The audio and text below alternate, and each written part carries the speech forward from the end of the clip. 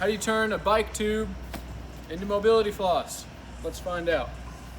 So one thing that I really like to do for a lot of my patients is offer them the idea that you can get mobility floss for free by going to your local bike shop, asking them for their flat inner tubes that they're most likely throwing away. Once you have one, first thing you want to do is cut the stem out. So I'm just going to get a good pair of scissors, cut this. It's not real fancy. I'm just cutting this little section completely off. Bam, now it's gone. Okay, now I've got just one length of tube.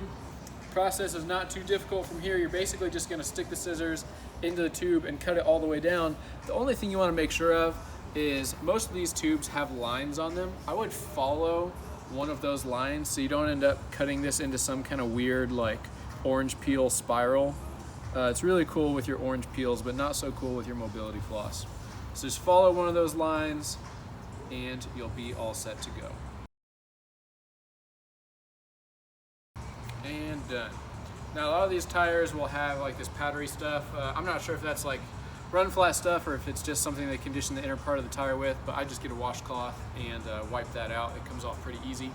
And then you just unwrap it and then you'll have yourself a beautiful piece of mobility floss. You're welcome.